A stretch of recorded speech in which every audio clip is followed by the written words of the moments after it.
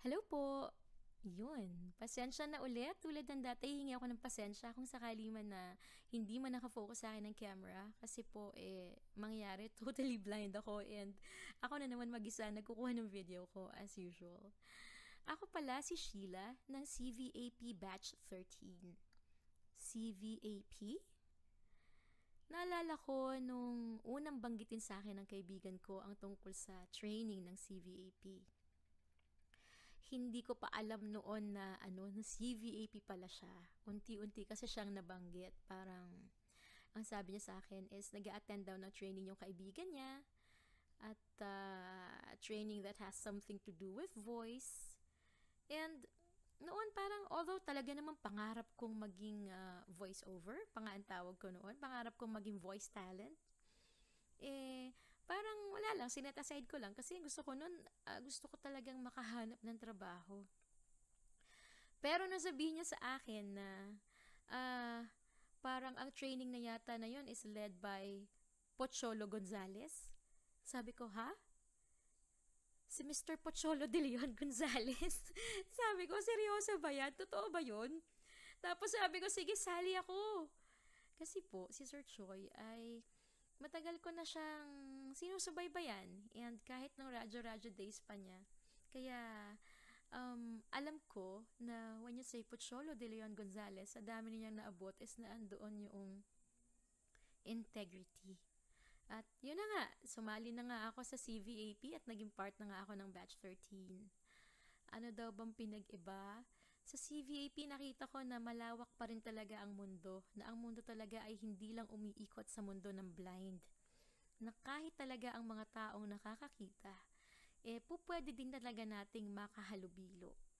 And,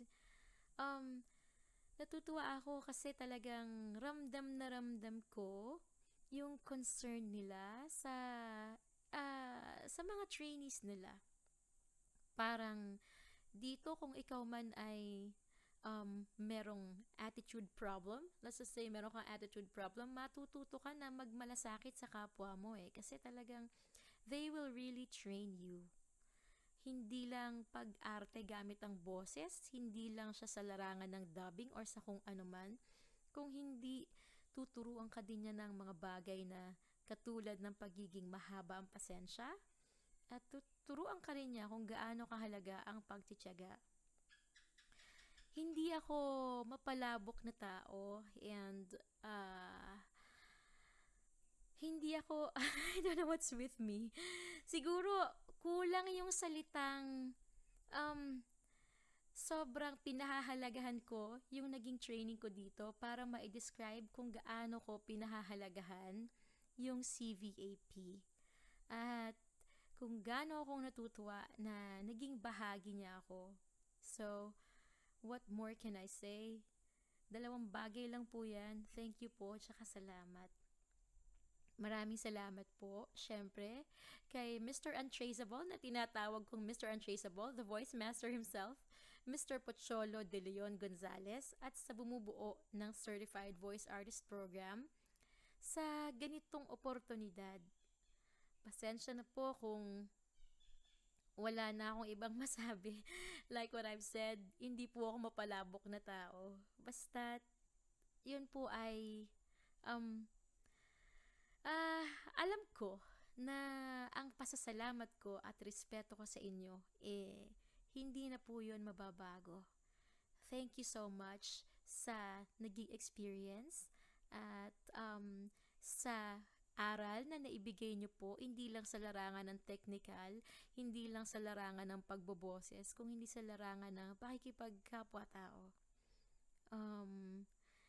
Yun po, even the word thank you, sabi ko nga, is not enough para i-describe kung gaano ito dahil para bang naging life-changing ito para sa akin.